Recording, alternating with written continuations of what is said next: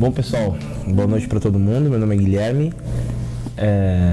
Me reúno aqui com o pessoal já faz um ano e pouquinho. Enfim, hoje a reflexão que eu proponho trazer, porque a gente também não tem o costume de chamar de pregação, ou pelo menos chama de pregação, mas não é bem uma pregação, um sermão, uma coisa expositiva, que a gente vai ouvir, vai ficar talvez mais inteligente e vai para casa com aquilo. Nossa intenção sempre quando a gente traz uma palavra é provocar na gente a reflexão, o questionamento. Da gente olhar para a palavra e refletir isso, ver como ela se reflete na nossa vida, ver como ela se reflete na nossa fé, no nosso contexto. Eu queria ler com vocês, se alguém quiser abrir a Bíblia, João capítulo 5, dos versículos 30 ao versículo 47. Diz assim, não liguem porque minha Bíblia é na linguagem de hoje, tá, pessoal? Sem preconceito. Jesus continuou a falar a eles. Ele disse, eu não posso fazer nada por minha própria conta, mas julgo de acordo com o que o Pai me diz. Meu julgamento é justo, porque não procuro fazer a minha própria vontade, mas a vontade daquele que me enviou. Se eu dou testemunho a favor de mim mesmo, então o que eu digo não tem valor. Mas existe outro que testemunha a meu favor, e eu sei que o que ele diz a respeito de mim é verdade. Vocês mandaram fazer perguntas a João, e o testemunho que ele deu é verdadeiro. Eu não preciso que ninguém dê testemunho a meu favor, mas digo essas coisas para que vocês sejam salvos. João era como uma lamparina que estava acesa e brilhava, e por algum tempo vocês se alegraram com a luz dele. Mas eu tenho um testemunho a meu favor, ainda mais forte do que o João deu. São as coisas que eu faço, as quais o meu Pai me mandou fazer. Elas dão testemunho a favor de mim e provam que o Pai me enviou. Também o Pai que me enviou testemunha a meu favor. Vocês nunca ouviram a voz dele, nem viram seu rosto. As palavras dele não estão no coração de vocês, porque vocês não creem naquele que ele enviou. Vocês estudam as Escrituras Sagradas porque pensam que vão encontrar nelas a vida eterna, e são elas mesmas que dão testemunho a meu favor. Mas vocês não querem vir a mim a fim de ter vida. Eu não procuro ser elogiado pelas pessoas. Quanto a vocês, eu os conheço e sei que não amam a Deus com sinceridade. Eu vim com a autoridade do meu Pai e vocês não me recebem. Quando alguém vem com a sua própria autoridade, esse vocês recebem. Como é que vocês podem crer que aceitam ser elogiados pelos outros e não tentam conseguir os elogios que somente o único Deus pode dar? Não pensem que sou eu que vou acusá-los diante do Pai. Quem vai acusá-los é Moisés, que é aquele em quem vocês confiam. Se vocês acreditassem em Moisés, acreditariam também em mim, pois ele escreveu a meu respeito.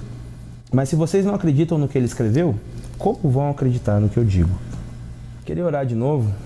Senhor Jesus, obrigado por essa oportunidade, obrigado pela vida de cada um que está aqui. Senhor, que a gente consiga estar mais perto de Ti, mais perto da Tua Palavra, do que aquilo que o Senhor tem preparado para nós. Que o Senhor possa falar ao nosso coração e que todos nós possamos sair daqui com um pouco mais de Ti, um pouco mais edificados do que nós entramos. Amém.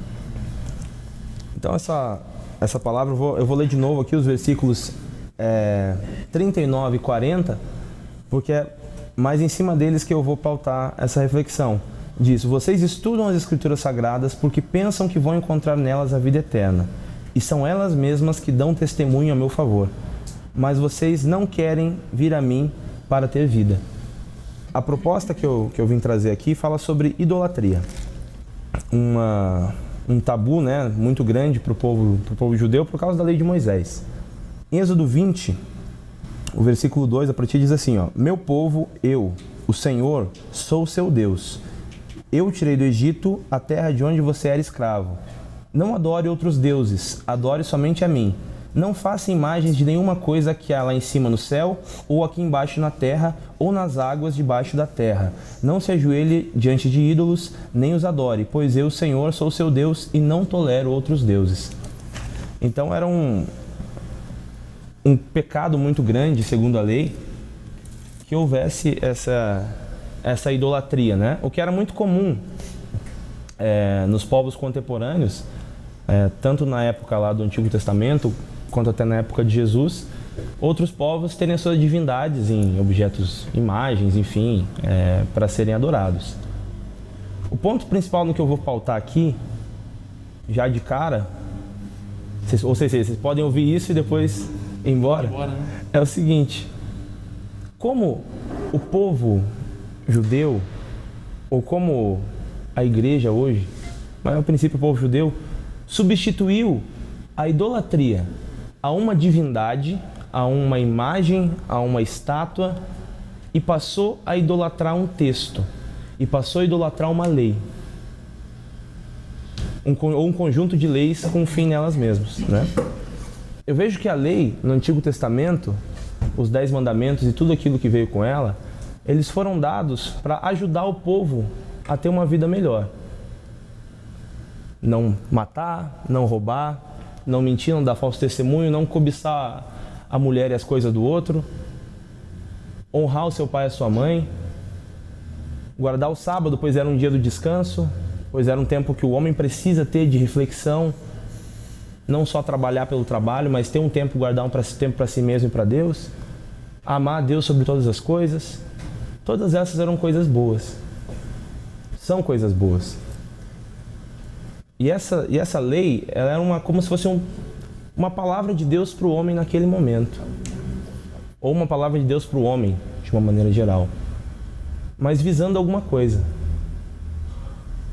Eu não vejo como o está escrito, simplesmente, possa ter mais importância do que qualquer outra coisa cotidiana que a gente enfrenta na nossa vida. O Novo Testamento, ele nos mostra isso.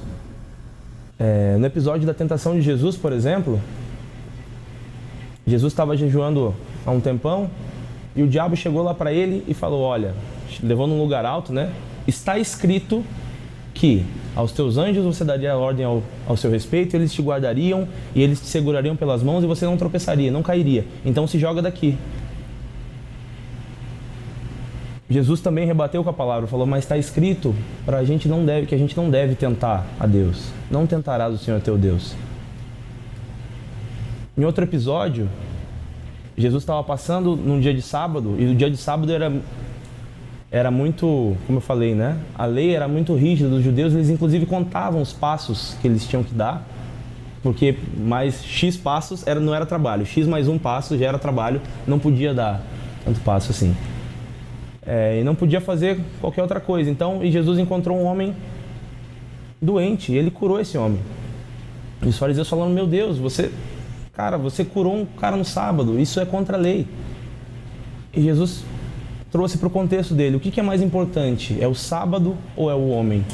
O que veio antes? Deus deu o homem para o sábado ou Deus deu o sábado para o homem? Em outro episódio, também no sábado, Jesus estava passando com os discípulos dele, estava passando perto de uma plantação, e plantar ou colher também era considerado trabalho para os judeus, e não podia trabalhar no sábado. Só que o pessoal estava com fome, os discípulos estavam com fome e colheram ali algumas espigas para comer. E quando eles colheram, vieram de novo os fariseus e falaram, como assim os teus discípulos estão colhendo no sábado? E ele falou, gente, os caras estão com fome. Vocês não lembram o que fez Davi? Né? Davi, em um determinado momento, ele estava com o exército dele, o pessoal, eles estavam com fome também, e entraram num santuário, né, e comeram os pães que estavam para propiciação, que era só para o sacerdote. Aliás, só o sacerdote podia entrar ali, e só o sacerdote podia comer daqueles pães. E eles não eram sacerdotes, nem Davi, nem o pessoal do exército dele. E eles comeram, deram graças a Deus, e foi isso que Jesus trouxe de novo à tona. Em outro episódio, eu acho que ainda mais evidente, foi quando pegaram uma mulher que estava fazendo sexo com outro homem que não era o marido dela e levaram lá para Jesus. Falaram, a lei de Moisés manda apedrejar. O que você diz? A gente apedreja ou não? E ele falou, tá, beleza, se vocês querem cumprir a lei na risca, então tá, mas quem tiver pecado, que atire a primeira pedra. Todo mundo aqui está sem pecado? Ninguém apedrejou a mulher. Então Jesus, ele mesmo sendo um rabi em Israel, mesmo ele sendo um mestre, ele não era um idólatra da lei. Como assim, né? E ele também não era um intérprete da lei, porque a Bíblia fala nos intérpretes da lei, aqueles que interpretavam e faziam que as pessoas cumprissem a lei. Mas a gente crê que Jesus Cristo, conforme relata o livro de João, o verbo da vida, que se fez carne e habitou entre nós, ele foi a própria encarnação da lei. Ele continua sendo essa encarnação da lei, a encarnação da palavra. Ele não é, apenas o modelo a ser seguido. Mas ele é o modelo do que fazer de dentro para fora. Eu já vou explicar melhor. Jesus, ele não era só a lei encarnada, o objetivo, mas ele era a prática da lei. Ele representava a prática da lei. Ele trouxe de volta o porquê se deve cumprir a lei. O porquê eu faço as minhas coisas que eu faço. Eu penso que a igreja, que o evangelho, ele deve ser a resposta para todos os anseios da sociedade. Eu penso que Jesus Cristo, que é a palavra de Deus, ela consegue salvar o homem integralmente, onde quer que ele esteja. Eu acredito mesmo nisso. Só que o que a gente vê hoje, o que eu vejo hoje, é que existem muitas respostas. As igrejas querem dar respostas. Eu não acredito que a igreja deve dar a resposta. Eu acredito que a igreja deve ser a resposta. Eu acredito que cada um de nós deva ser a resposta. Não dar a resposta. A resposta que eu dou para você não serve para você. Primeira fase de efeito da noite, de nada adianta as respostas se a gente não tem os porquês. E Jesus, o Evangelho, ele nos traz de volta o porquê das coisas. Eu faço alguma coisa para ser salvo ou faço alguma coisa porque eu sou salvo? Por que eu cumpro a lei? Por que eu faço o que eu faço? Eu acredito que esse é um caminho que cada um de nós, é um caminho que eu tenho seguido e que cada um de nós invariavelmente vai ter que seguir na vida cristã. Senão a vida cristã vai deixar de ser um relacionamento com Jesus Cristo para ser um conjunto de regrinhas. Na questão, voltando um pouco à idolatria, de fazer uma imagem de Deus, ou de imagem de uma divindade, eu acredito que Jesus Cristo foi a imagem de Deus que Ele mesmo fez e enviou para nós. Ele falou, vocês queriam uma imagem para idolatrar? Então tá aqui, é Jesus Cristo, a palavra encarnada. A Bíblia chama os ídolos, de os objetos que eram feitos de barro, de metal, de bronze, fundido, enfim, de ídolos mudos. E essa palavra para mim, ela diz o seguinte, o ídolo mudo não fala, Ele não se comunica, ele não se relaciona. Diferentemente, Jesus Cristo, ele é vivo. Jesus Cristo, ele se comunica conosco. Ele é um Deus relacional, ele é um Deus situacional, ele é um Deus contextual. Quando a gente pensa que o Deus, o regente do universo, o criador dos céus e da terra, ele aceitou viver sobre um contexto. Ele nasceu de uma mãe, nasceu em um determinado local, ele teve uma profissão, tinha uma quantidade de dinheiro, tinha uma determinada classe social. Ou seja, Deus se contextualizou. E é por isso que eu acredito que o Evangelho ele pode salvar qualquer homem em qualquer lugar, porque o Evangelho ele é contextual. O Evangelho ele atende o homem onde ele quer que ele esteja. O Evangelho ele é quem nos salva de sermos apedrejados. O Evangelho é quem nos cura quando a gente precisa de cura. O Evangelho é ele quem nos alimenta quando nós estamos com fome. Eu acho que isso é o centro da Bíblia, é o centro da vida cristã de uma maneira geral. Romanos 10, versículo 4 diz que o fim da lei é Cristo, para a justiça de todo aquele que nele crê. O que eu entendo disso? Os fariseus, por exemplo, quando estavam condenando Jesus por os discípulos dele terem colhido no sábado, eles estavam querendo cumprir a lei com fim nela mesma. Eu não vou fazer nada no sábado porque não é para fazer nada no sábado. Ponto. Mas agora que o fim da lei é Cristo, por que eu não vou fazer nada no sábado? Foi Jesus que mandou? Foi Jesus que falou no meu interior? Foi através de alguma coisa que aconteceu? O fim, agora, para as nossas atitudes, para tudo que a gente deve fazer, não é mais a lei, mas deve se pautar na justiça de Deus. Conversava com o Carlos na semana passada e a gente estava falando sobre religiões, sobre espiritismo, e a gente consegue ver muitas semelhanças, muitas coisas boas nas pessoas de outras religiões, nas pessoas, até ateus, enfim, ou até mesmo que pregam uma nova organização social e política. Só que por mais que a revolução seja feita, que a renda seja distribuída igualmente entre todas as pessoas, que não haja mais violência no mundo, que os nossos governantes sejam justos, sejam honestos, que as contas públicas sejam... Nada disso vai trazer a justiça de Deus. A justiça de Deus, ela parte de dentro de nós. Ela não parte de um sistema, de um governo. O ponto máximo que a sociedade consegue alcançar por uma filosofia, um sistema político, é a caridade. A caridade é muito boa, sim. Mas mais alto que a caridade é a justiça de Deus, é cumprir a justiça de Deus. Porque se você cumpre a justiça de Deus, você vai manifestar caridade, você vai manifestar bondade, você vai manifestar amor nas suas diversas manifestações. Então os nossos atos em Cristo, fora da lei, não são mais guiados pelo que é sagrado e pelo que é pecado. Esse conjunto de regrinhas que permeia as nossas vidas, para mim que cresci em uma igreja evangélica desde que eu nasci.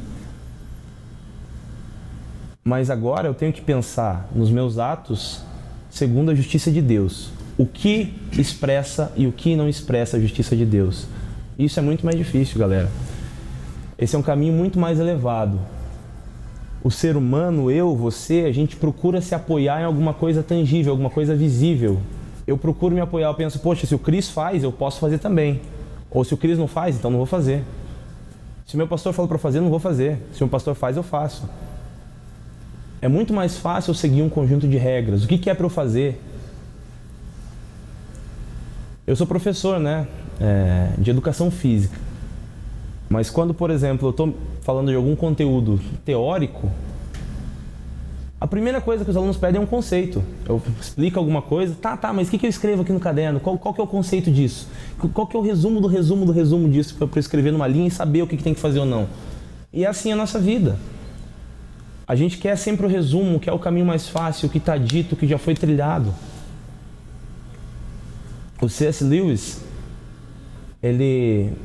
um dos livros dele, eu não me lembro qual, ele tem uma frase que me marca muito, que ele diz o seguinte: eu pensava que existiam caminhos pré-estabelecidos e a gente seguia. É como se ele falasse que Deus é aquela coisa do destino, né? Qual que é a vontade de Deus e o destino, uma coisa mística e sobrenatural que guia a nossa vida como se a gente fosse um The Sims, né? Como se a gente fosse um peão de tabuleiro. Mas ele fala o seguinte: mas os caminhos pré-determinados não existem. O nosso ir é que faz o caminho. Só que o nosso ir, as nossas escolhas, as consequências das nossas escolhas, elas devem ser pautadas, segundo o Evangelho, pela justiça de Deus. Isso demanda de nós um relacionamento com Jesus Cristo. Colossenses 3,16 diz que habite ricamente a palavra de Deus em vocês. Ou seja, a partir do momento que essa palavra de Deus, que essa lei que era externa, de que eu tenho que apedrejar a mulher que foi pega em adultério, de que eu não posso fazer sexo antes do casamento, de que, enfim, esse tanto de regrinha, a partir do momento que isso deixa de ser externo e passa a ser interno, passa a ter significado para mim, é aí que a palavra de Deus vai habitar ricamente no meu coração. E é a partir daí que eu vou conseguir cumprir a justiça de Deus. Não é a partir de seguir um modelo vigente ou alguma coisa do gênero. É a partir da lei de Cristo escrita no meu coração. Já concluindo o raciocínio, pessoal, passando a bola para vocês, infelizmente hoje a gente vê que alguns idólatras da lei por todos os lados. E até mesmo eu, muitas vezes, me pego sendo um idólatra da lei. Porque é muito fácil eu trocar Moisés por Paulo. Sai Moisés, entra Paulo. Então eu pego aquilo que Moisés disse, tá, beleza, agora o que Paulo disse é para valer. Então, lenha. É muito fácil.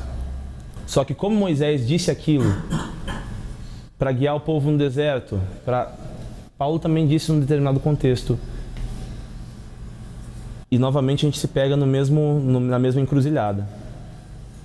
O que é mais importante? Seguir as orientações de Paulo ou me relacionar com Jesus Cristo? Ou me relacionar com o meu próximo? ou dar valor à vida do meu próximo, cumprir a justiça de Deus. Enfim, hoje ainda a gente vê alguns agravantes. Algumas pessoas, inclusive nós, podemos cair nesse erro. Não estou julgando, não estou condenando ninguém, mas eu vejo que acontece até um movimento meio estranho. As pessoas não idolatram só as leis, só o que está na Bíblia, mas idolatram causas evangélicas. Marcha para Jesus, marcha pela família. Isso não está na Bíblia, são causas. Enfim, mesmo na teologia, chamam de calvinólatras, né? Reformólatras. Pessoas que, para eles, a teologia é mais importante do que a vida do meu irmão que está morrendo do meu lado. Eu defender o meu ponto, mostrar que eu estou certo, mostrar por A mais B que o homem é predestinado, para mim serve mais do que alimentar quem está com fome. Enfim, essa foi a minha introdução, né, a esse tema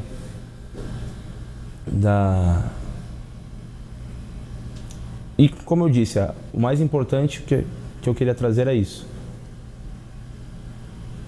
Para a gente não substituir o motivo da idolatria, como fazem os nossos irmãos católicos, a imagens e a santos, e acabar idolatrando uma lei, acabar idolatrando uma série de pressupostos. E para a gente seguir um caminho de relacionamento íntimo e pessoal, intransferível com Jesus Cristo. Só até aí.